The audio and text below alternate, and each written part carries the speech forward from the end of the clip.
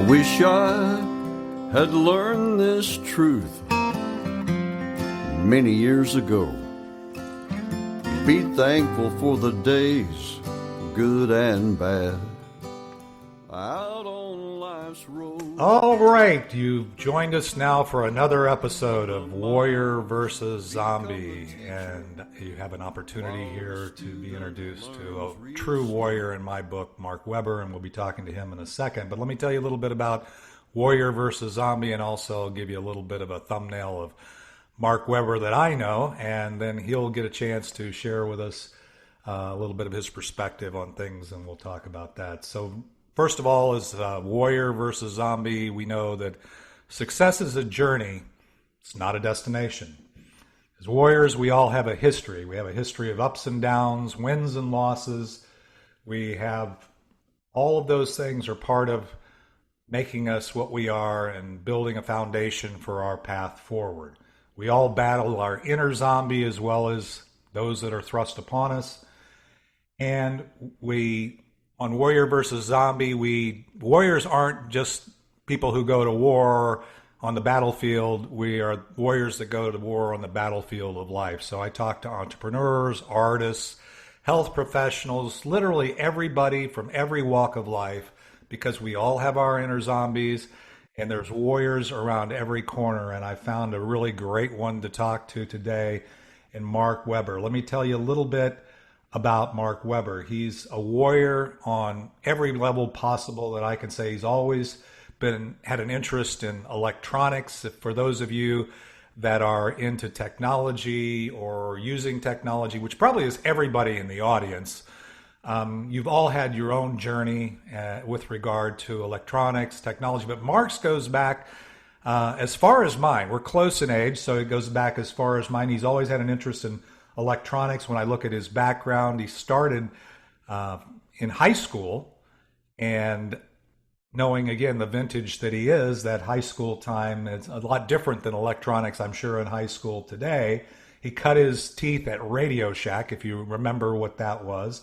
And Ataris, were actually some of the first computers. They weren't just gaming and everything else. They were actual computers. And then he graduated to the real powerful Commodore computers. His years in technology was really, he hadn't quite embraced it fully, but he was in, his passion. He thought, well, okay, maybe I'll be a programmer. He got into COBOL programming, probably had similar experience to mine. My first programming class in college and my undergraduate, even though I spent most of my life in the technology world myself, was COBOL programming. Actually, the only class I failed in college is Fortran programming. That's the only class I ever failed, and we were doing card punches and everything else. So it was crazy, and but wasn't my cup of tea either. And as Mark's history turns out, programming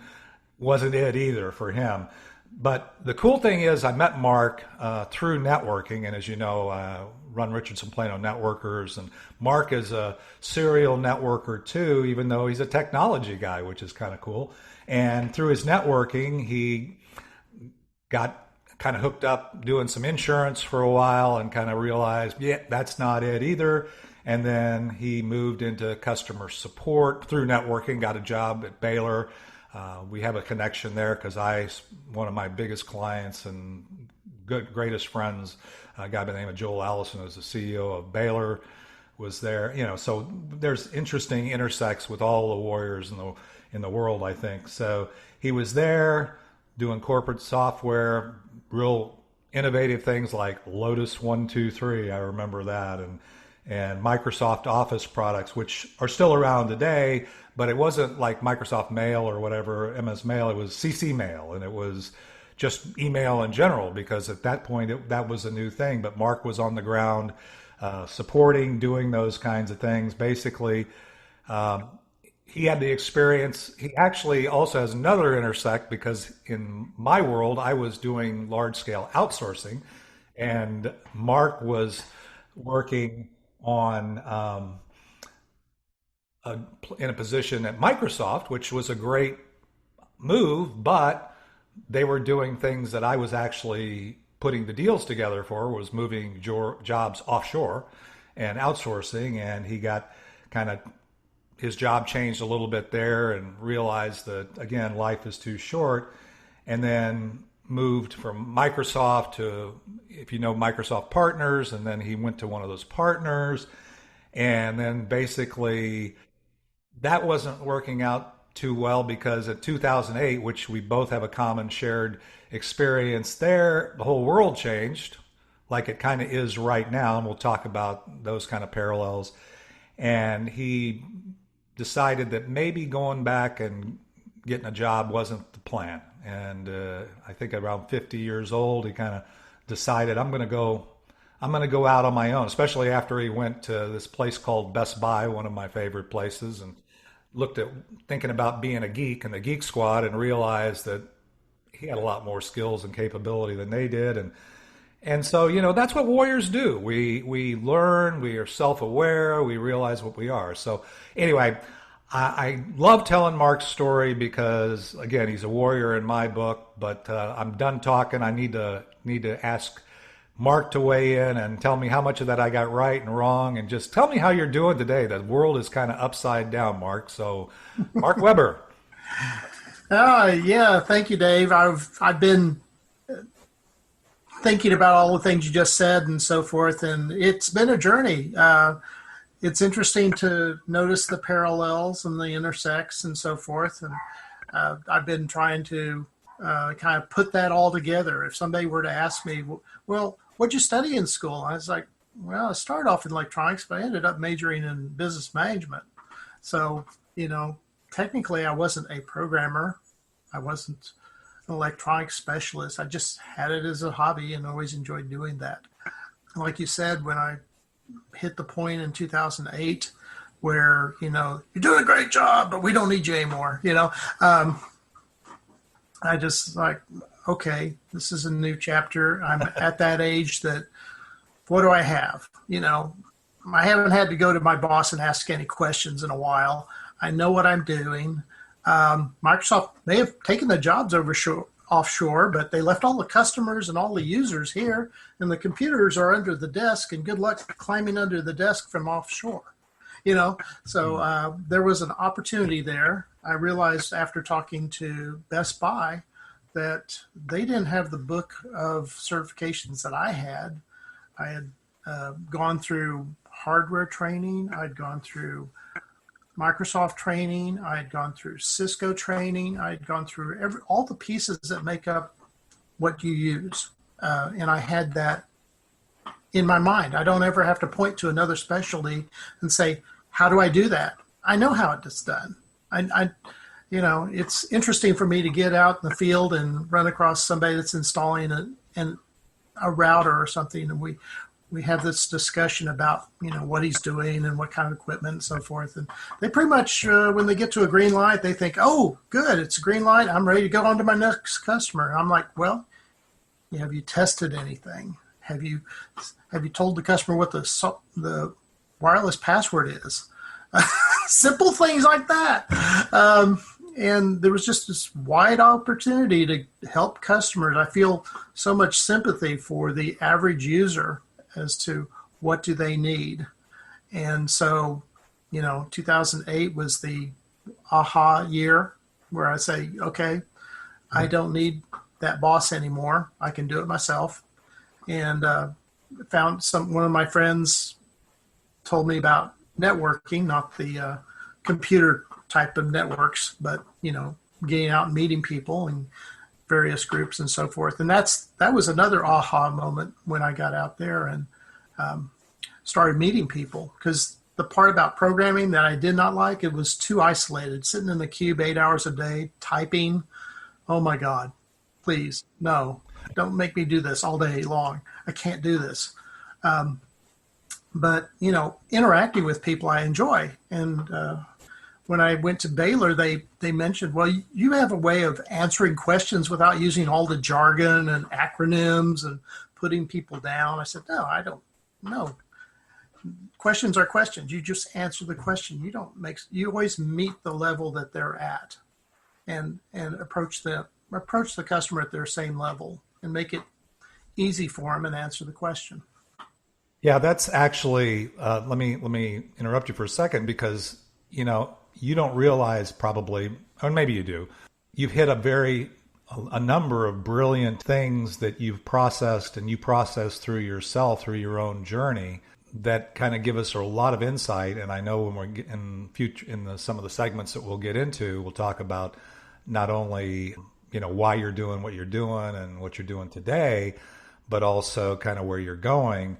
And if you get past the fact that you're a technology guy, so to speak, and you're applying these things, what you've done, in my estimation, is taken very solid, basic business and life principles and applied them to the world that not necessarily everybody that's understands or their passion is technology, that technology is still about people.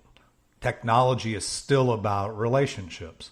And that's the thing that I admire about you. And that's part of why I think you have been successful and will continue to be successful. So anyway, I just wanted to give you a little bit of, sometimes we say things and they process them in our minds, but you don't realize how powerful some of the things that you've just said. And it doesn't matter if you're in the technology business or something else, just taking some of those lessons about networking and your particular technical skill or prowess, but yet realizing that they need to ultimately be applied to real people to provide value and to solve their problems and create their opportunities. And that's kind of where the entrepreneur that I see in you comes.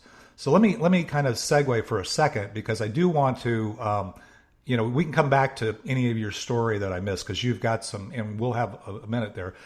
But we really didn't get a chance to check in. I know that this you mentioned 2008, and that's the reason why I want to talk about 2020 here is because there's got to be a lot of parallels. And this first segment is kind of like, how am I feeling today? And some people are like, the pins are knocked out, but I'm powering forward.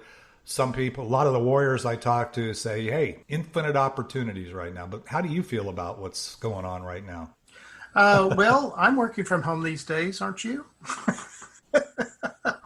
I've added another microphone to facilitate Zoom calls, just so people can hear me a little better. Various conferencing software, we're all learning that.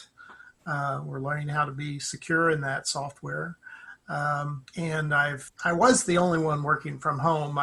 Was it May 6th or March 16th? My daughter was sent home. My wife came home, and so it's become a co-working space now. We just try not to interrupt each other.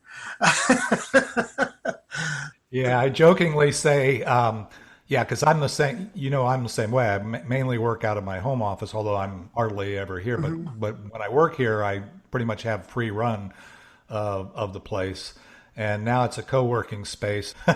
I've I was used to getting things done in the morning and then getting out on the road in the middle of the day. I do meetings or go to customers' homes and so forth. And that part I haven't been able to do. And that's the part I miss the most, because that kind of gets me out of that cubicle mode that, sitting in a cube for 8 hours a day was not my forte.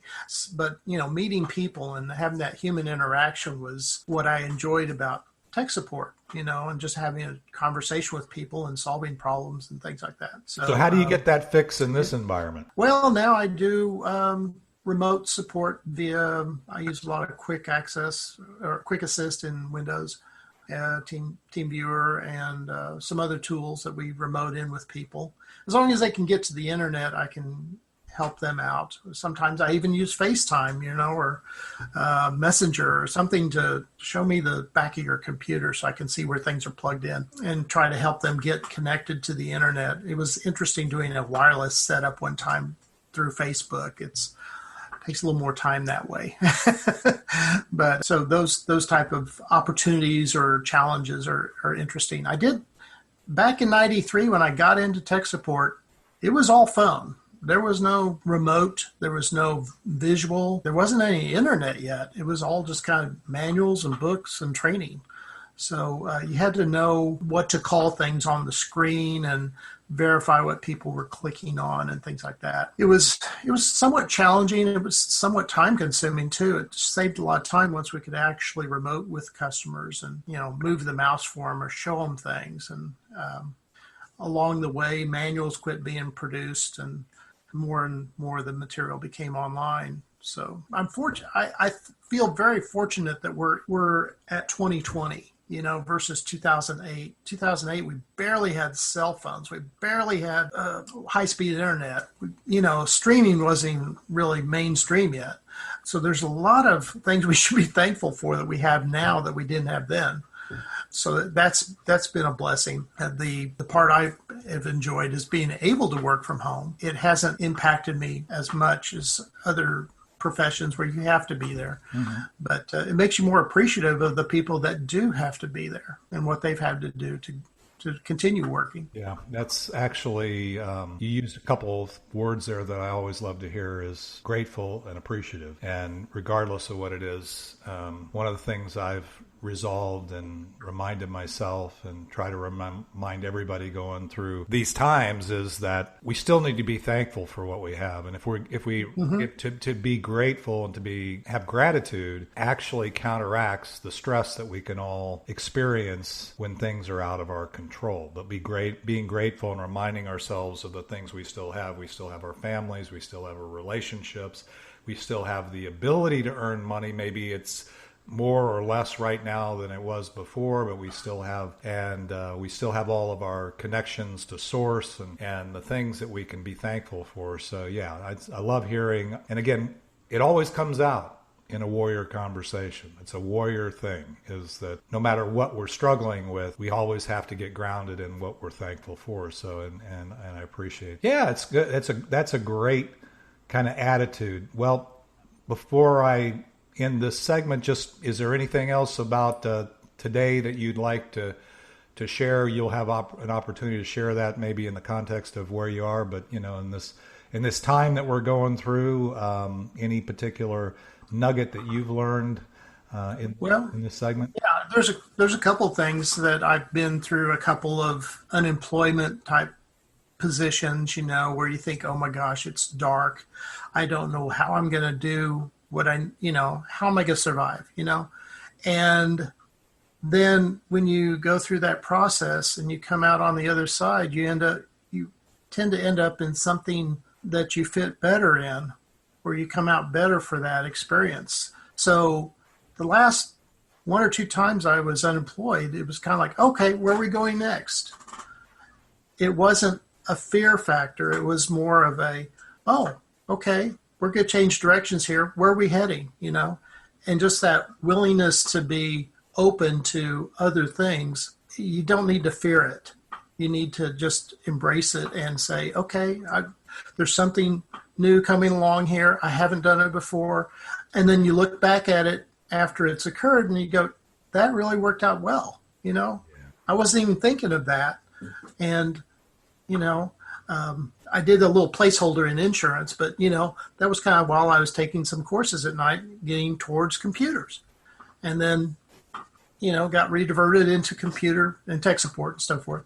But it turned out better. And if you don't lose faith, but, just be open to the change, you look back years later and you go, oh, wow, I see what was happening. Beautiful. I can't possibly find a better place to end this part of the segment. Is, to summarize what I heard you say is faith versus fear, change brings opportunity, and your journey is evidence of that. So we're going to go into the next segment. We're going to talk a little bit more about your journey, the things that we maybe missed there, and talk a little bit about where you're going, and then we're going to move on. So let's take a quick break, hear a little bit more from Ricky Jean Wright, and It's Not the Getting There, and we'll be back at Warrior vs. Zombie with Mark Weber. But the miles become the teacher while the student learns real slow, traveling blind most of the time. wherever you go. It's not the getting there, it's the journey every day. It's not a race to see. All right, we're back with Warrior versus Zombie, and we've already had an amazing first segment with Mark Weber, Weber's Computer Services, and I really can't wait to talk.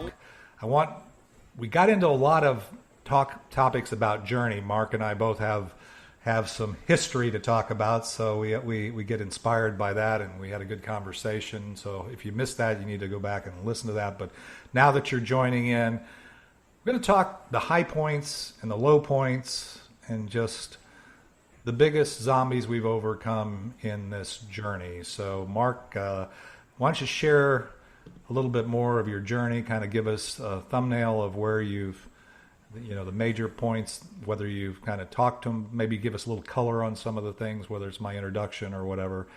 And let's hear about your journey. Okay.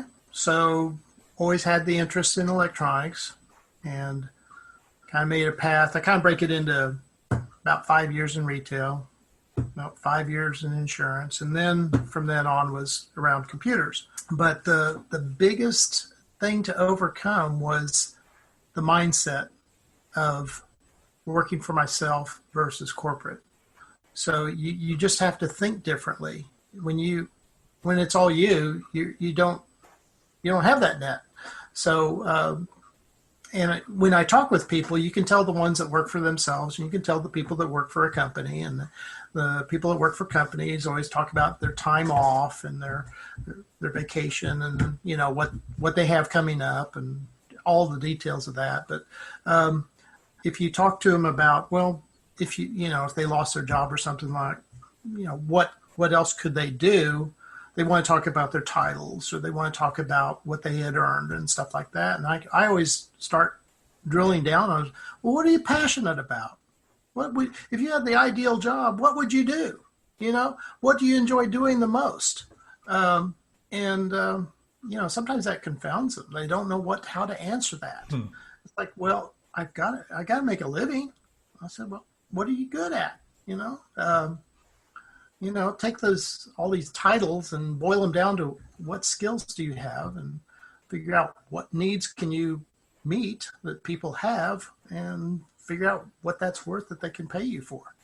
And that's about all it takes. It's figuring out what you have, what their needs are, what can you do to meet those needs and fulfill them, So it's very interesting. And when I first started, I thought, well, you just open up a business and you get a title and you get your DBA and, all this thing, and you just hang a shingle and it all works. No, it doesn't work that way.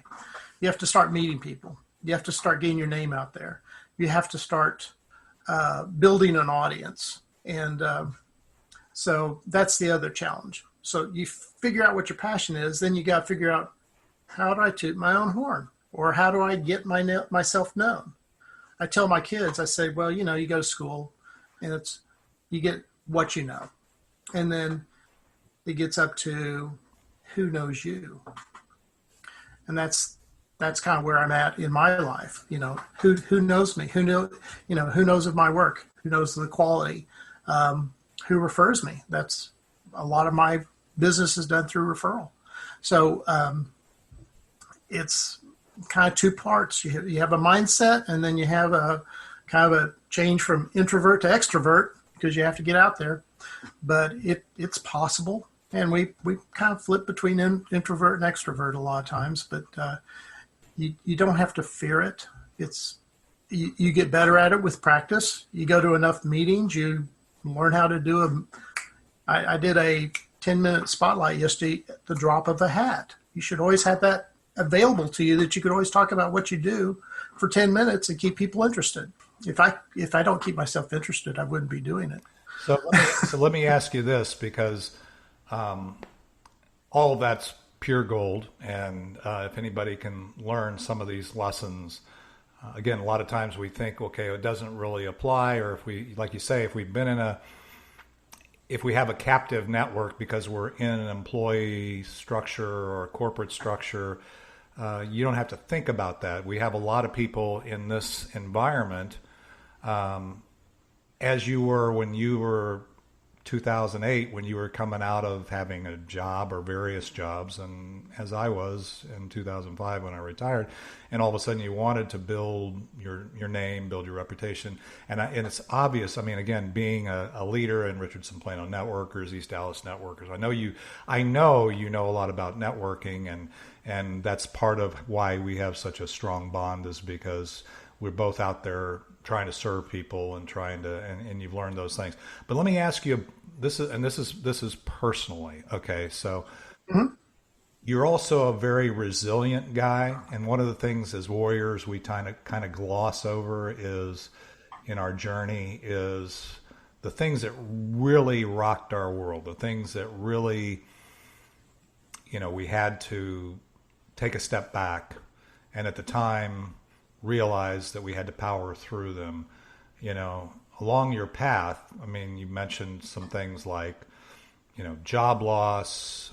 There's probably other more personal challenges that you've experienced, whether they're relational or physical or whatever. What things, or what would be some of the biggest zombies or biggest negatives that you've overcome to get through the various points in your journey? I know you don't look at, being a resilient guy, you don't look at them now as negatives. They were necessarily probably learning experiences, but at the time you had to, they kind of took your breath away or that kind of thing. Well, there's a couple of things. Like as I was leaving Microsoft and looking for my next job with one of their partners, I lost my mother. Oh, wow. And I was taking a class at a community college near me, and I just kind of shut down for a month. I just quit going to class because I had stuff to attend to. Wasn't working. That was kind of something I wanted to do towards my next job. And I had a call from that HR person as we were getting ready to go to the funeral. So I had to say, well, I can't do anything today. My mother just passed away and I have to, we're having her funeral today. So maybe next week. I had to kind of put him off a little bit. And he said, okay. And so, I talked to him the following week and everything worked fine. I went back to thank the HR person for calling, and they'd already left. They were gone from the company. So, things happen, and then as I was starting my business, and my dad had been an independent geologist from about high school up. And so he always kind of worked for himself too and so forth. And then when I told him, after that partner job went away and I started doing my thing and found out about networking and so forth, I called him a few months after that had taken place. I said, I'm never going back. I'm having too much fun. He goes, well, good. I'm glad you said that, because I hoped you'd do that right after Microsoft, but I know you had obligations. Your daughter was starting college, but I wish you had, kind of done this 4 years ago, but whatever. And then without prompting or asking, he sent me a little check, just seed money to help me motivate me in that direction. But, it was completely unexpected, didn't ask for it. And then about 2 months later, he passes away. Oh, wow. And so I have to, attend to that and so forth. So I did have the opportunity to say thank you and so forth, but you never know. Yeah, it's very, I know those are kind of raw and not necessarily things we dwell on, but it really does give us an insight, Mark, into, the fact that we all think that we're the only ones going through stuff when we're going through it, especially if we don't have a network of people or a community of people surrounding us that we can talk to, and they can say, you can realize that you're not in this alone. And I think that, for myself, and it sounds like for you as well, going through those times, it's not all about business. It's about, relationships and family and your passion and all the things you talked about already. So, yeah, that's really powerful. I think actually, this is really a good place to kind of. This is a little short in this segment a little bit. I want to give you a little bit more time in talking about. I think it's going to be really fascinating to hear kind of where you're at today and why you do what you do and why you're still doing what you're doing and the value you're seeing. I love some of the things that I've heard you say, and I'm hoping to hear you say them again about, kind of taking and focusing on your parents' IT support. Some of those things are just, to me, really brilliant and really fascinating. So I want to give us enough time in this third segment to drill down on those a little bit. So we're going to take another quick break, Warrior versus Zombie, and hear more from Mark Weber. But first, we're going to hear about It's Not a Race to See Right. How many people know your name. One day you realize time was worth more than the gold. It's not the getting there. When you get there, you'll know. Funny how wisdom and youth are always two different games. All right, we're back again, and I am so excited to start. Now we kind of fast forward to today, and even though we chatted a little bit about it and we've heard Mark's journey, and for those of you that are regulars on Warrior versus Zombie, my questions are really the same going into this segment is like, where are you today, Mark, and why are you doing what you're doing? And where's the value that you're continuing to provide as a warrior? And if anything were possible, where would your journey continue on? So with that, Mark, you're back. Okay. Well, I'm kind of sheltered in place. And I mentioned earlier, I'm thankful that we are where we are in history right now because we have things like Netflix and Zoom and Google and being able to order anything we want and it'll be delivered to our porch. So that is our savior right now in terms of being able to survive. So that's wonderful. And the freedoms we used to think about, the freedoms we had, before we went inside, we're going to appreciate even more when we get done with this. Just being able to get together with friends. There is no fast forward button, but please don't press the rewind. Yeah. So my why, how does this all work? That's the thing that I always think about. I'm always curious about how does this computer work? The reason I got into computers was, after being in business management, I kind of looked at the PC and thought, this is my toolbox. I need to learn everything I can about it. So I did, to the point I could take it apart, put it together, rebuild it. But it was, what I saw was a toolbox. And at first I was intimidated because I had come from Commodore, and then they had these big expensive computers. And I went to some fun ed course one night on how to build your own computer, and the guy started off with just take the side off the case and showing me the cards and the boards and whatever, and I realized there's a lot of empty space in there. There's nothing to be afraid of in here. And the mystery was gone. The genie's out of the box. I just had no fear at that point and just continued learning about it, but it was not anything I needed to fear, and that's continued on. How does it work? And I get to do that every day because there's something new every day that I have to learn. That's actually a very insightful and amazing why, because you're here on the planet to figure out how it works and why, and apply that in a way that serves other people. So that's a great why. That's a great reason. That's a great cause. And it never ends because there's always new things to learn, and there's always new people to serve with what you learn. So beautiful, beautiful. Tell me about your you are very unique. And when I talk and refer people to you and Weber's Computer Services and stuff, I think you realize it, but you have a very unique value as a person. So how would you characterize that? Well, I try to make technology easy for people.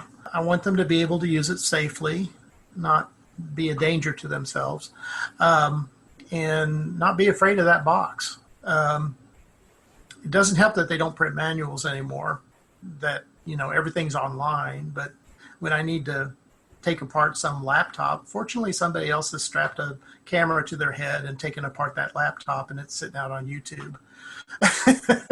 Hopefully they didn't put their hands in the wrong position where I can't see where some of those hidden screws are on the back. But most of the information I need is current, on the internet.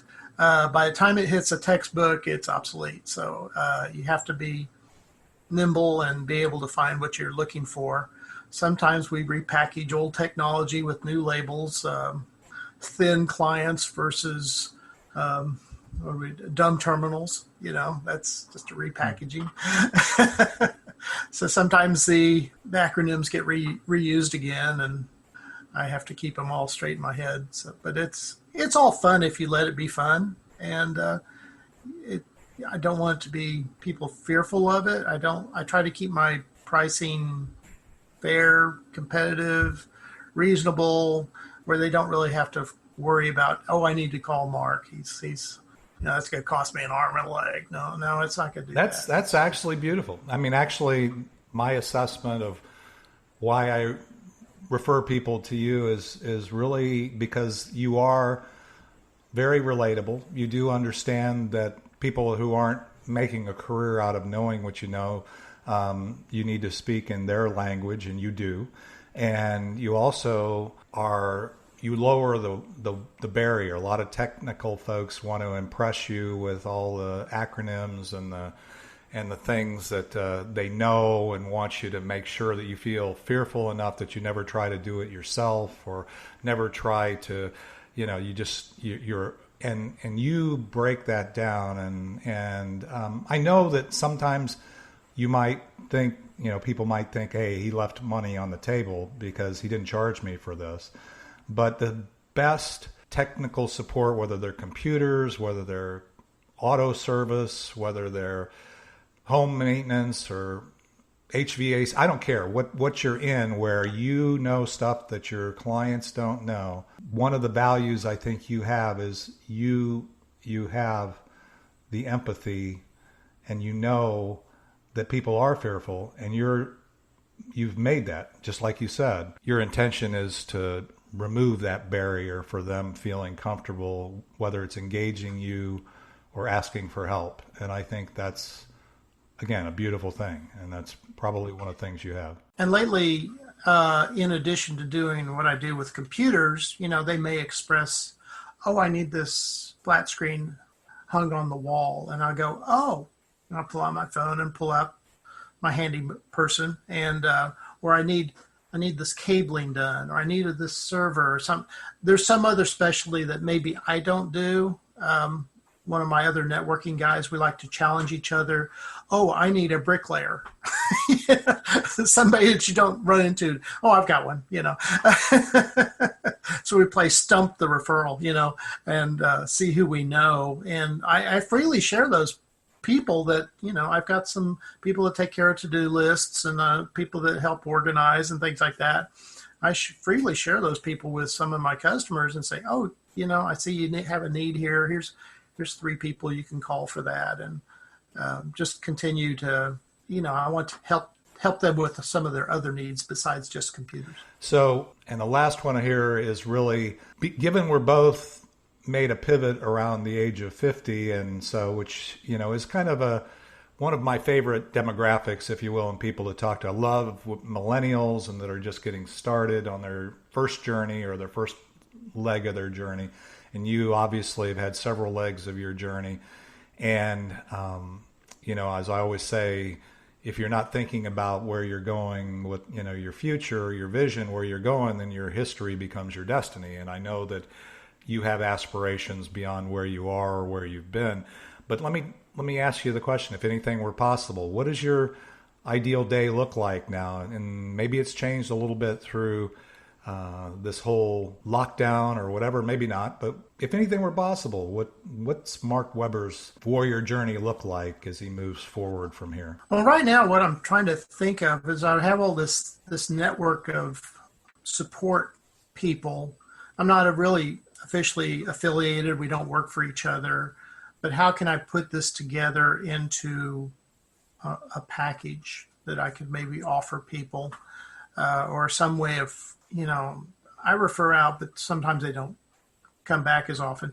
But just some way to kind of automate that or make it simpler for people to get to the person they need. But that would be, what I would like to figure out is how I could kind of build this up to where it enables me to, if I want to take a vacation or if I want to go on a trip or something like that, I can just let the machine run on its own and let somebody else will take care of everything.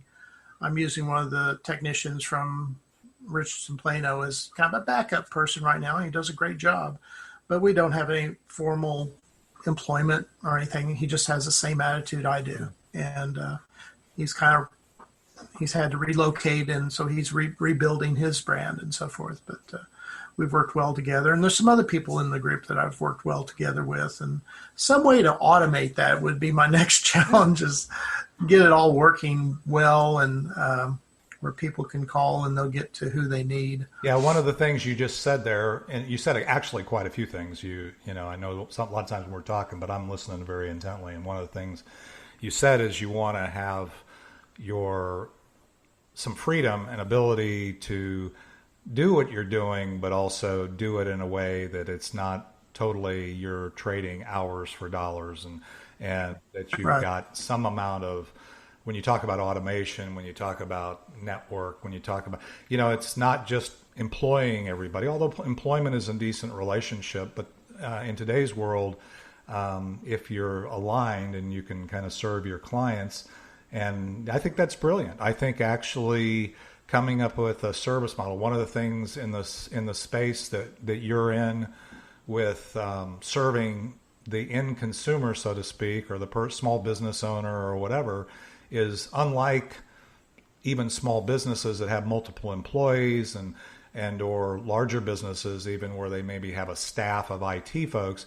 It's really prohibitive and also kind of scary when you need support. And one of the things I think I've seen you doing, which I think is, again, the right thing, is finding ways to offer, they call it managed services, they call it a service model where I can be sure that when I need it, I'm getting it with the service for my technology or whatever, and I need the resources. I'm not limited to what Mark can do. I'm limited to what Mark and his network can do, and that's not even a limitation. And that making that happen seamlessly, and then finding clients who really value that, and then because then that has all kinds of byproducts. I can take a vacation. I can do what I can, all this remote. Now that I'm doing what I'm doing, for example, via Zoom, I can do my podcast from Hawaii. All I have to have is make sure I have my MacBook Pro and a good computer connection, and you and I can do the next episode of the podcast, and I can be there and you can be here, and we're not tied to location. And so yeah, having that flexibility, and that's kind of a good vision. So your ideal day would be you wake up in the morning, and what does that look like? How do you you're doing stuff? Just do you have a picture of that? Well, right now it's kind of casual, and I'm getting, like I said, I used to be pretty happy getting out in the field in the morning, and I'm usually out around 8:30 or 9 in the morning and out and about, and maybe it kind of winds up around 4 most days, or maybe 5, it depends. But just getting out and meeting people. I'm just, this opportunity or this segment of time, I've been able to catch up on paperwork and administrative stuff I was just too busy for. So I've been working on kind of charting out my managed services so I can look at it and make sure it's all being taken care of properly. So I've utilized my daughter's 11 by 17 printers just to make it a little more visible. And so for those listening, he's showing me all these massive reports that he's created on his own. So anyway, so yeah, that's pretty fascinating. I'm sure that's probably not where the couple things you said there was, yeah, right now I have a little more time, but if time becomes a premium, that's probably not the way you want to. You're going to want to spend it. So probably you might invest over time in having somebody take care of all that stuff for you. Right. I do have a bookkeeper and that's a your CPA. team. We're in the middle of tax season and things like that. Yeah, so. That's a beautiful thing for especially entrepreneurs and warriors to realize is, again, life's a team sport. It takes time. And if you're not inspired to do something, then outsource it. Find somebody that is inspired to do that. It'll get done better. It'll get done. And you can focus in on, your why and your value, which is very clear from the conversation we've had. So anyway. Every job has either a product or service, a accounting, and just the marketing, and you get to do one of those. So it's easy to delegate accounting. It's easy to delegate either the service or the marketing. It's when you're a sole proprietor, you get to do a lot of it, but anything you can do to break that out would be helpful. Right. Well, that's a good place to land the plane for this segment, and then we're going to go into what I call the land the plane segment. And when you get back, I'm going to give Mark a few minutes. We're going to take a quick break, listen to a little more of Ricky Jean Wright, and it's not the getting there. And in this last segment, the first thing we're going to talk about is all the things you said, Mark. What one or two, the warriors that are still with us or just joining us in this part of the podcast, are the most valuable lessons you've learned on your journey? And then the last part of this segment will be how can our audience find you and so on and so forth. So think about those things. We're going to take a quick break, and I will be back with Warrior versus Zombie and Mark Weber. Funny how wisdom and youth are always two different games. The years flew by so fast is the common human complaint. The memories in our minds turn to diamonds in our soul, and by the grace of God. All right, and we're in the land the plane segment here, and for those of you again who've listened to Warrior versus Zombie before, now the warrior gets to tell us what are the one or two most valuable lessons, Mark, that you've learned on your journey, or you're learning today for that matter, but what one or two things, if you took away anything else from this podcast today, what should we take away? Okay, well, I already talked about finding your passion. Part of that is continuous learning. You have to continue to learn because the world is different every day. Some people can't handle change. Some people embrace it. But always be, I've read 4 books so far this during this time. So, reaching out, doing something that improves you. Continue to, we always call them subject matter experts at Microsoft. You want to become the go-to person for that item. For me, it was kind of email. I've been around it forever. So, an email compared to like Word or Excel has to talk to a lot of things. It has to talk to the entire Windows infrastructure to be able to get from point A to point B. So sometimes it was discounted. Oh, you only support Outlook. Outlook's just a product inside Office. Well, for Outlook to work, the server has to work, DNS has to work, Winds have to work. There's a bunch of pieces in the, I don't want to go into all the pieces, but it's, it's continuous learning. For me, it's continually because it comes out all the time. And that's the biggest challenge. And I would encourage you to read. Yeah. Well, actually, I don't think you have to go beyond the one, because that is one that I haven't heard people say. And it is probably the most powerful thing. And it's not just people who are in technology. Whatever area that you're passionate about, which you already said, then you should be learning continuously and never stop. It didn't stop. That's one of the things I tell my kids and the millennials in the audience. It doesn't stop when you graduate from school or you complete your technical training or you learn how to do one thing on Snapchat or TikTok or whatever the platform of the day happens to be. You still have to be continually learning, not only learning the things that are new, but the things that have been around that maybe you didn't know that much about. And it's not, again, not just technology. It's what Recent books I've read are like the Wright brothers, Leonardo da Vinci, the women that were involved with breaking the code in Britain. It's all interesting stuff. And there's a lot of stuff they don't teach in school. So it's worth learning. Yeah. Those life lessons are never, and that's part of the beauty of networking. You and I both agree on this.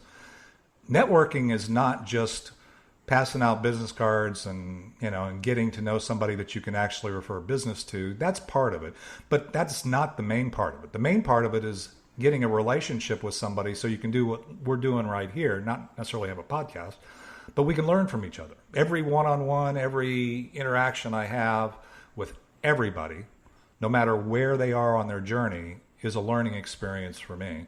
And so it's not just sitting down reading a book. It's making sure you're present in every moment with the people that you're sitting down with and learning what they have to offer, because we're all miracles. We're all warriors in our own right. And if you get past the zombie and the reacting to the things that are going on that you can't control and focusing on those or trying to get back to a place that will never be again, it's just an amazing thing. So that's a beautiful thing. I was going to put a second point of networking with people. Well, I know, and you mentioned that already, and I think for you of all folks, that's one of the most powerful lessons I've learned from you, is how to network, how valuable networking is, and how it applies to every walk of life that we have. So and it does translate into education. So everything is connected. All right. Well, that's a beautiful thing.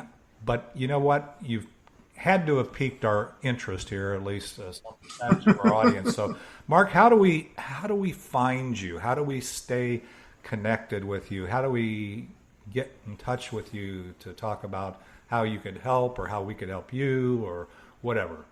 Well, my website is www.webers, Webers, just one B in Weber, computers.com. And it has my contact information on that, my email and everything. I'm very popular in the Nextdoor and Facebook arenas. People talk about me. I tend to, when people ask for, who do you know, my name comes up frequently, and word of mouth is wonderful. Yeah, actually, it's one of the best sources regardless. I mean, that's the thing, is it's not a bot and it's not a business card.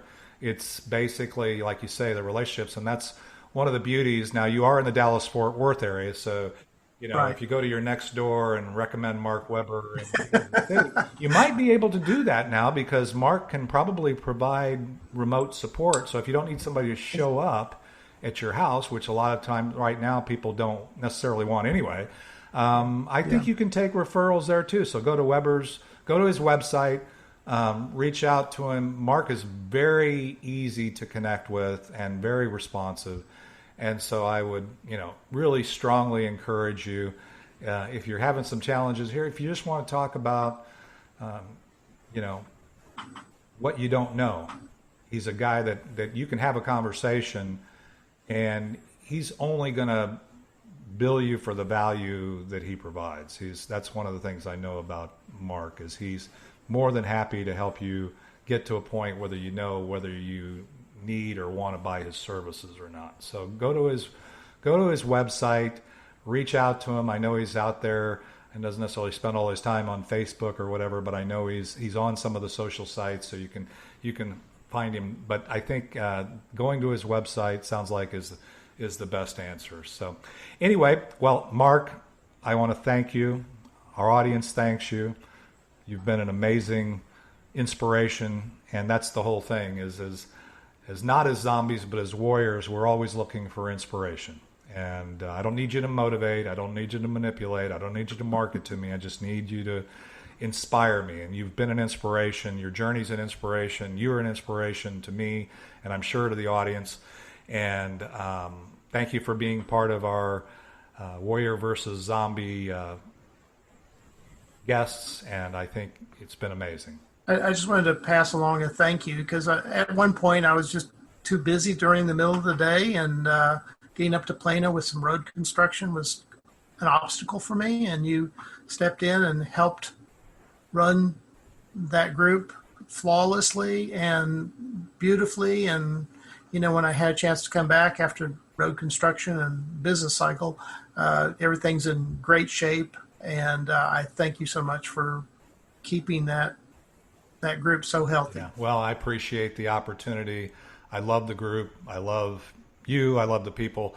And so, it makes, when all those things are in alignment, it's pretty easy to invest your time and energy into it. So it's been a blessing to me as well. All right. So let's talk about, so for those of you who are new to Warrior versus Zombie, or maybe not new and haven't, please, this is episode number 7. We distribute on 10 platforms: Apple Podcasts, Spotify, iHeartRadio, whatever platform, whatever you're listening to it on today.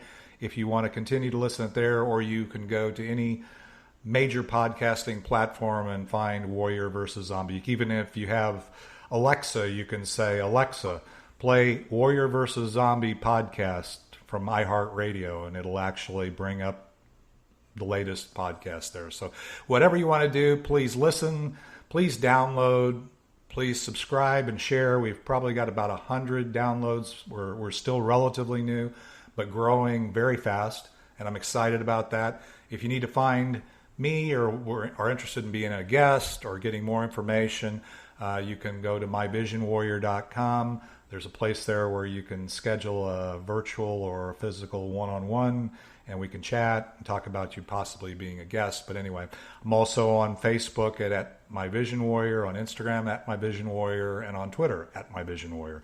So anyway, I love this segment and this podcast. And Mark Weber, you've been an amazing guest. And we're going to finish out here with the finale of It's Not the Getting There by Ricky Jean Wright. Have a beautiful day. It's not the getting there, it's the journey every day. It's not a race to see how many people know your name. One day you realize time was worth more than the gold. It's not the getting there. When you get there, you'll know. One day you realize time was worth more than the gold. It's not the getting there. When you get there, you'll know.